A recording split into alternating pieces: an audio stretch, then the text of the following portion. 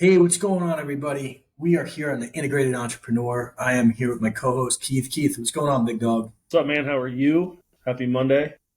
Yeah, happy Monday, guys. Just so you know, this is when we record on Monday. So any questions that you want us to answer, get them to us before Monday. All right. Yep. Now, one of the biggest things that we wanted to cover here, because there's not a debate if we're in a recession or we're not. Okay. Me and Keith both would firmly say we're in a recession that could spiral into a depression. Accurate, Keith?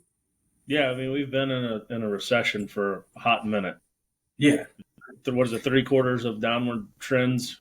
I think we've Yep. been there since I don't know, the last Q election one. cycle. Yeah, Yeah. basically. hmm And so what we want to do is give you guys tactical items, action items that you guys can take now to operate your company, your team in a recession, right? But the biggest thing is acknowledge that we're in one. All right. And then we're going to go through some of the steps that you guys have to take or should be taking in order to thrive. All right.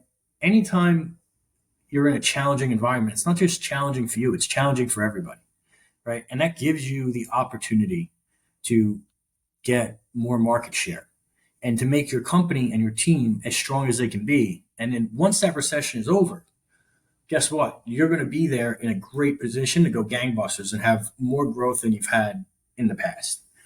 And a couple of those things that you guys have to focus on, okay, is number one, reducing expenses. Number two, you have to make your clients more valuable. All right. And I'm just going to tell you a couple little things that go under that. One is making them easy to repeat business with, right? Meaning have such a great experience that that client is going to continue to come back to you and they're going to be a raving fan and they're going to tell all their friends where to go to get whatever good or service that you're offering. All right. And then the other part of that is figure out what else is aligned with your company that you can offer your clients that you know they need. Okay. Like for us, I'll give you an example for lending. We also offer payment processing. Why do we offer payment processing? Because most of our clients that need a line of credit or equipment financing or an SBA loan, they accept credit cards. Point blank, they accept credit cards. And because they accept credit cards, that's something easy that we can offer and help our clients without it costing us really anything. Right? It's the same client. After you go through reducing expenses, after you figure out how to make, how to increase the value of your clients and how you actually can go and increase your value to them. All right. If you can do that and make sure you're doing this on at least a quarterly basis, if not a monthly basis, all right, you're going to be in a better position because what you're doing is you're actively trying to increase your profit margins in a down cycle. And then we will go into ways, okay, at the end on how you can help and generate more business without spending a ton of money. Because at the end of the day, the people that are the most creative, the people that think outside the box, will be able to earn more business than the guys that are just sticking to traditional methods. And that's what we're here to do. We want to actually give you guys these actionable games, an actionable game plan. So with that, Keith, when someone comes to you and they say, "Hey, I need you to, analyze what I'm doing here," let's talk about expense reduction Yeah. right off the bat. Yep. So yeah, I think you hit it perfectly, right? Recession means batten the hatches down, um, or position yourself in such a way that recessions don't impact you. And I think you hit on that as well with introducing verticals in your company. Now, I don't know that I would go as far as creating those verticals in the recession unless it's just a dummy proof vertical that you can launch and Mhm. it's not going to cost you a ton of money to spin up, right? But I think step one is expense analyzation and making sure that the balance sheet and the P&L are buttoned up and secured. And what I mean by that is, well, shit, dude, I've been in this business a long time and can't tell you how many times a week business owners are like, I don't really know my P&L. I don't really know my profit. I don't know this, that, and the other number. So it really even starts before the recession. So getting intimate with the P&L to understand where do you sit in relationship to your counterparts? Where do you sit in relationship to people that you're chasing on top line revenue? How much I'm spending in employment? How much I'm spending in cost of goods sold? What's my product like net profits? So what we do is spend a bunch of time just understanding where money's going, right? How does Yep. a dollar enter the ecosystem, bounce around, and leave? And so the first piece of that is getting rid of unnecessary expenses, Can right? I tell a quick story on that? Yeah, absolutely. This is a great one, guys, because I did this. I had this mistake. Prior to rebranding and integrated, I had a partner that was supposed to handle most of this stuff. Okay. Long story short, we had commissions due, payroll was getting tight, and we realized for the first time ever, we might not actually be able to cover payroll. We were able to cover payroll, okay, but it led the question of where is all the money going, right? Why would we be that tight? And we had to do this exercise, and I didn't rely on my partner to do it by himself, and thank God I didn't. I actually went in, looked at the credit cards, I looked at the banks, and I saw everything that was being spent. And the reality is, I didn't realize my partner was had three rent payments for different offices that he didn't use, and that was almost $15,000 a month just off the top. And then I saw his boat club. I saw all his marketing expenses coming through our bank from a different one. And then what he came back to me and found was that one of our employees, his right hand person, was actually stealing, and she stole over six figures from us in about a 10 or 12 month period that we had no idea was going on. All right. So when you added all that up, we were probably we probably had about 500 to 700,000 in costs over a 15-month period because we didn't do this, that just got lit on fire, and it almost caused us to go out and go under. So Shit happens actually, daily. what? Yeah. It's crazy. Like, and here's the reality, right? And I'm not blaming people, but the reality is, like, as entrepreneurs, we get so fucking ingrained in making money that we never look at the balance Mm-hmm. sheet. We just look at the bank account, and as long as that son of a bitch is positive and we got enough money to buy the next thing, we keep it moving. And Yep. so, that's when the hustler must die for the CEO to emerge. Is this is one of those pieces. Like, the CEO is the one who should be diving in. I will need to know where every one of my dollars are positioned, how they're helping me or hurting me, and then adjust. And so Yep. that's one of the big components to recession. Is a recession will never fucking hurt you if you've built this into your muscle memory and you're doing it on a monthly basis, right? Yep. I am probably way more analytical as I look at mine weekly. And I Mm-hmm. like to know exactly what's going on week to week, because if I can catch the break in the chain in the week that it happened, a lot less shit to go back through and find out what happened. So buttoning those things up, making sure that you're cutting expenses where you can, right? What are the big expenses? Employment, marketing typically are the two top geared, plus your cost of goods, right? Cost of goods. Let's start with that one. Some little tips. Talk to your vendors, talk to your suppliers, right? Talk to them about your net 30, net 45, net 60. See if you can adjust that to your benefit. Most of the time, they won't care as long as you have a great payment history. Okay. So that's one thing where you can kind of just have more cash flow in your ecosystem by just calling some of your suppliers and vendors to punt your payment a little bit. Mm-hmm. Every day counts. So if you can't get another 30 days, get 15, right? The other piece is employment. There's a lot of guys who are like, man, what sets me apart is I pay our subs on the day that we get paid. Well, you're about the only one in existence that does that, because most companies will buy themselves some time, right? They're Yeah. set up on a regiment where they get paid, they carry the cash flow, and then they pay out. Mm-hmm. Um, the second part of employment is, do you have too many fucking people on your balance sheet? Right? If your income is dropping and your employment isn't changing, there's an issue, Yep. right? Most oftentimes, a reduction of employment is necessary in times like this. And And that's not, that's not the first place I like to go, because I'm one of those people that I want to keep my people fed and happy, because they're counting on me to feed their family. Yep. So that's the last place that I like to go, but it's an important place to keep your eyes on so that it doesn't get away from you. Yeah. Right. And then, just your typical expenses. Are you paying for the boat club? Like, Yep. this is going to sound assholish of me, but it's reality. The reason I was selling the Ferrari is because I wanted to tighten up the balance sheet, not because I didn't want the car or couldn't afford it, Yeah. but as a business owner and someone responsible for employees, I feel like shit having a Ferrari in the garage if I can't pay my guys. Yep. So part of the program is like, sometimes you got to bite the bullet and get rid of shit just to tighten the balance sheet to ensure you can make it through a storm. And that's just one of those things you need to look at. The finer things in life can be bought again as the CEO of a business. Yeah. In fact, you might be able to get a better deal 6 months from now when interest rates drop. So it's one of those opportunities. So those are the three big components when we talk about, like, what should we be doing, not just in a recession or leading up to a recession, but these are practices that should be done weekly inside the Yeah. business to ensure that a recession doesn't create a catastrophe.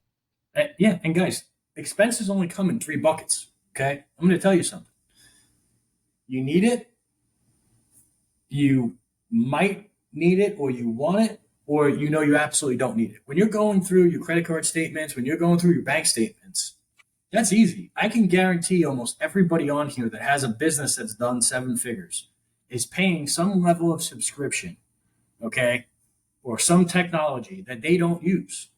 Okay, so go through all these and drop them in one of three buckets.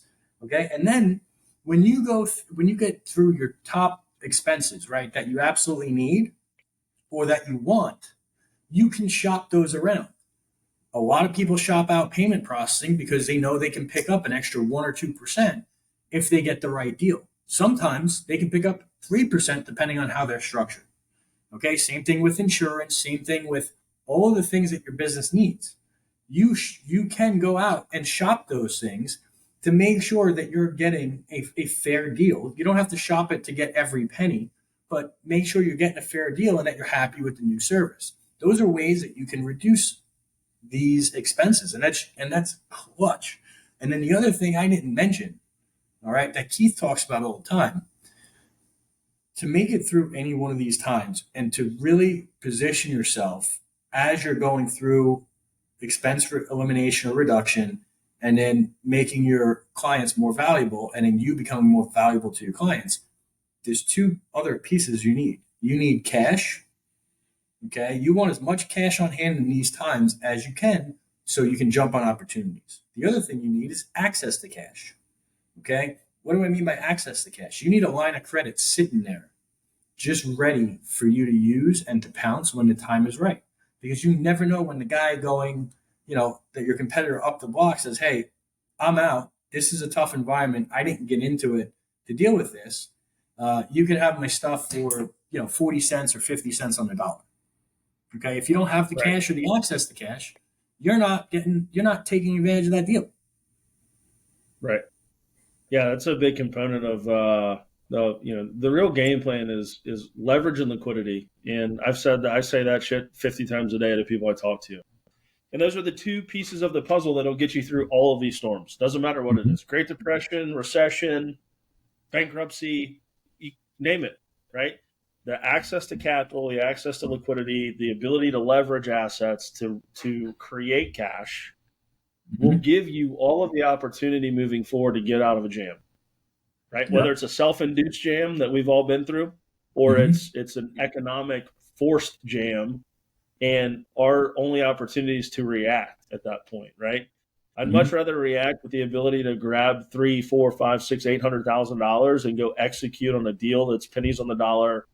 Go buy the COO that just got fired that I otherwise probably couldn't have afforded or wouldn't have the opportunity because that company would never get rid of them. But you can take market share, you can create opportunistic realities for yourself and your business just by making sure your puzzle pieces are sitting ready, right? The pawns are in the right position. And And cash doesn't just have to be cash in the bank. You got a lot of people who say, well, it's not safe to keep all that cash in the bank with all of the banks collapsing and failing, a few months back. And it doesn't necessarily have to be cash, but it needs to be in something that can be turned into cash in 24 hours. Yep. Right? No gold bars, no silver bars. We're not circling the wagons and trading for eggs and shit these days. And there's people who are like, yeah, I put all my shit in gold and silver. I'm like, if the Pilgrims and Indians come back, you're good. Right? And we're going to catch hell from that comment alone on this, and maybe we'll go viral. So it was planted.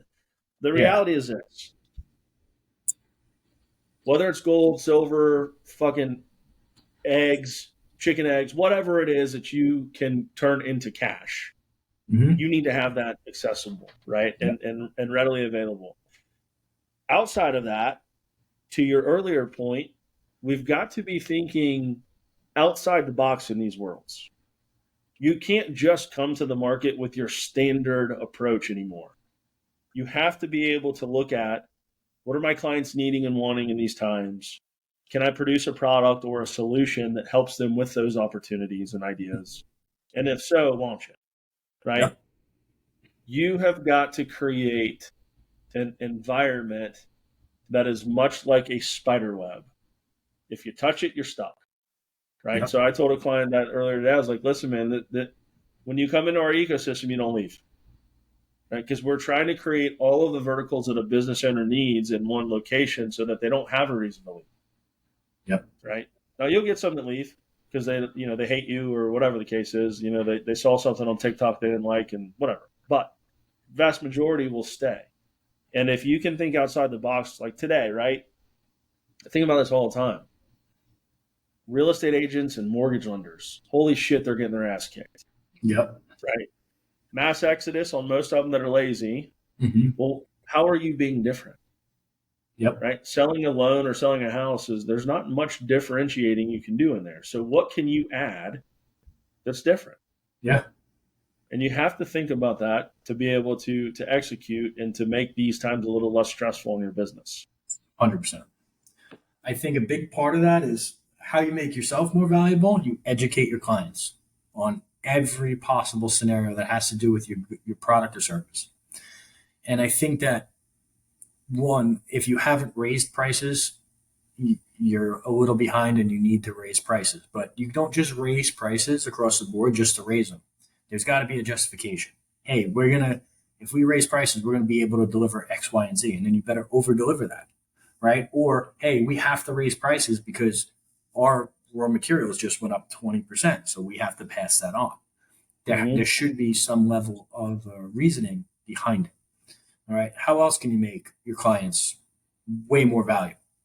Have a referral program in there. Okay. You could have additional goods and services that you upsell them. Okay. That are really going to help and make a difference in their lives. Or you could have some type of subscription service, right? A monthly subscription that will do wonders to your revenue. Absolute wonders. All right. There are all these things that you can add that don't really cost a lot of money. And it might just be more effort on your team's part that will help you increase the value that you deliver to your clients. And therefore you can charge more and raise the value of those clients to your firm. All right. Doing those things is incredibly impactful, but you have to find out what that is. What are you great at, or what can you offer, or what can you do? And what can you bolt on that is going to allow you to have that type of impact to your clients? All right. And that should be something that you leave this show with that is in your brain and that you're obsessing over. All right. Because if you can find that, the rest of it's easy. And if you're not creative, just go find the guys that are crushing it in this market and figure out what the hell they're doing in your marketplace and copy them. Like the shit, it doesn't need to be that hard, right? Reinventing the wheel died 100 years ago, but people still try to reinvent the wheel. Yep. Well, just look for the guy who's on Facebook shining right now or whatever. Reverse engineer that because half that Facebook shit's fake as hell anyway. Yep. But figure out the guys that are crushing it in your industry. Everyone knows where to go look for that information. It's not on social media, by the way. Right? But go find the guys doing top 10% of what the average is going on today, and figure out what they're doing and go implement the same shit. Yep. Right. Or something super, super similar. You don't have to sit here and kind of create a new light bulb or figure out how to make something new fly. Go copy, emulate, right? It's not that difficult. So there's two strategies there. If you are the creative type, you will find a way, right? You'll find your own little custom way. If you're not creative and you're like, fuck, dude, I don't know. Just go copy the next guy that's doing really good shit right now. Yeah. And to your point, me and Keith are in different, we have completely different businesses. But there's a ton of overlap between what me and Keith do, and it's still we're both in financial services. If Keith is doing something that I know is bringing in a ton of clients, I might not want to copy somebody in my space because they might not have an idea as strong as what Keith's doing. But I might be able to see how Keith is operating or see how a mortgage broker is operating, okay, that I know is top 1% or top 5%, and see some of those principles and some of the programs that they're doing and some of the ways they're driving business and bring that in under my umbrella under in a different industry. Okay. So you can look to similar industries. You don't always have to stay in your industry because you might not be seeing everything that they're doing. Right. Or you might know that they have horrible reviews. So, hey, what they're doing, while it's bringing in a lot of business initially, isn't part of your long-term plan because your core values are different. Well, emulate other people that are in similar industries that you know are killing it. And by the way, those guys are going to be way more open to discussing what they're doing and giving you the entire playbook than somebody you're competing with directly. Right. Yep. Got to get in the right rooms of people willing to help. That's the important piece. You can't be in a room full of stooges who think that they're just got to hold on to all the information because that shit doesn't do any good for anybody. Yeah. And I don't mind. I share that shit with competitors. If it can help them, great. Because I know that at the end of the day, they can kind of compete, but they're not me. Yeah. Right. And that doesn't mean that I'm the best at what I do, but it's simply like they're not going to interfere with my clientele because I've got my own niche. Right. And I've got my own people that I work with. So you've got to be able to give the sauce away, which I think is kind of, most people are like, fuck that shit. It's all my own data. No, it's not. No, there's nothing new on this earth right now except AI, and that's even regurgitating all old shit, right? It's just how quickly can we get the information. So, this whole like this is the way that I do things, and no one's quite like me is this shit's burned out. It's not accurate. So I think to your point, kind of bringing this thing to a close. We're in a recession. We've been in one. We'll be in many more. Make sure that you're putting the puzzle pieces in play now so that the next reiteration of this thing isn't painful and that you're able to expand. I know a lot of people right now making very big moves and taking on market share way bigger than they thought. And on the other side of that, I know companies that are selling for a multiple that they never thought would be possible because they were able to do these things and kind of create this opportunity that even in a recession, they are primed and they are looking very, very good to PE and VC money right now. And they're getting offers left and right that are just absolutely insane. Yep. Right. So you've got to be willing, ready, and able to plan correctly, take the punches, but give the punches back. Yep. And the punches back are button up that balance sheet and P&L. Make sure that you've got, if you got nice expenses, get rid of that shit if you have to. Yeah. Right. Balance it up so you can redirect those dollars into other areas to make more money. Yeah. Right. Whether that be personnel, investing in the business, buying new shit, whatever it might be. These are opportunities to do it today because what we didn't talk about is taking that money and buying shit. You're going to buy shit pennies on the dollar today because people are going out of business. Right. Yep. The equipment that you wanted that's too expensive to buy retail. They're selling it pennies on the dollar. Yep. So it goes all the way down from equipment to personnel to just buying companies outright. Yeah. Hey, let's partner. Hey, you're circling the toilet bowl. Give me 80% of your business. You keep 20. Let me save you. Yeah. There's just all kinds of opportunities to spend that. So liquid, leverage, cash, balance sheet and P&L, tightening those two things up, and you can pretty much get through any issue financially. Yep. And then I'm going to throw in a couple bonuses that we were talking about prior. Okay. Real quick, guys. Ways to generate real business and sustaining business that's inefficient. And because it's inefficient, no one else will do it. Okay. First off, content. You cannot create enough content, especially content geared towards one of two parties, your ideal client or your ideal influencer. Okay. If you're going after your client, that's easy. It's a direct call to action. At the end, they're going to come in and they're going to want to work with you as long as you're educating, you're entertaining. Okay. The next part of that is reaching influencers that influence your clients. All right. The more of those that you get that are singing your praises, the easier it is to market because they're just going to make something, they're going to post something and say, hey, I heard this here. And all of a sudden, they're going to send you a ton of business. Like for me, it's accountants, fractional CFOs, bookkeepers, anybody that deals with, potentially the IRS or anybody that is a growth consultant. No, you'd be shocked because those guys need money to pay off I know. the IRS, right? So that's what they're doing. So anybody there, okay, those are ideal partners for me. So the Yeah. more you can establish a group of partners that are going to send you business and you can send them business and it doesn't interfere with each other, the better you're going to be. You know why? Because your cost per acquisition is zero. All right. Right. And then if that call, and then when that client comes onto your platform or uses your services, yeah, you might kick back a referral, or they might just be happy their client is being served. And that Yeah. reduces your costs while increasing the amount of business that you can do. Yeah. One of the best ways I've done that is by getting on other people's podcasts that speak to my clientele Mm-hmm. and having those people on my podcast as well. Yeah. Right.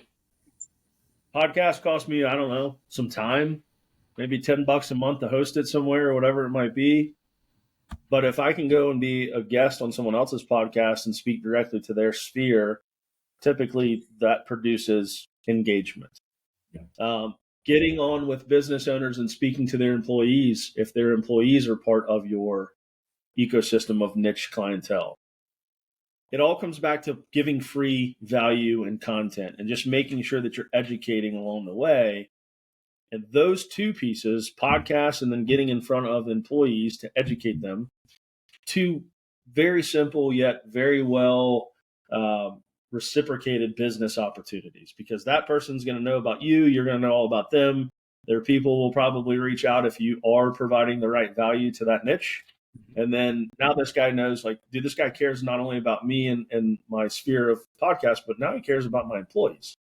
Yeah. Right. So now you just created an ecosystem of trust and, like, know, and trust, right? Those are the three components of who we do business with. So those would be the free, easy ones. To your point, the social media is where it's at. Yeah. You can figure out how to just get on there and get uncomfortable and just speak. That's the biggest thing. Like, I don't know what to say. Just do it. Yeah. Stop thinking about it. Go do it. You'd be surprised. A lot of people have no idea what you do, where you do it, or how you do it. And you might think that you're saying the most basic elementary shit, and it's going to blow people's mind because you're used to it. It's something you do every day. And the guy down the street may have never heard of the shit you're talking about. Like, oh my God, I need to talk to Jonathan. So just wherever you can be, think outside the box, get yourself out there, vulnerable and exposed, and let people know what you're doing through these times. It's just part of the program. Dude, you got anything else to end with? I mean, no, get your ass on social media, go post some shit right now and see what happens. Here's the challenge, and you guys leave this in the comments. Whatever it is you do, get on social media right now and make this post. And I'm just going to use my profession, or we can even use Jonathan's. Post on there, hey guys, if I were to put on a free seminar or a free Zoom call about finances and lending in a recession in 2023, would you be interested?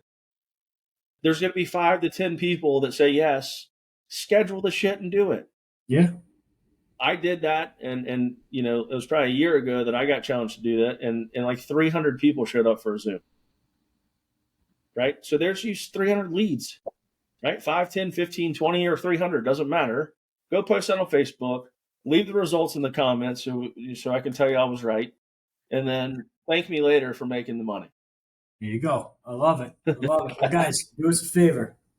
Share this with someone that needs to hear it. Leave us a review. And guys, make sure you're subscribed. All right. I appreciate you.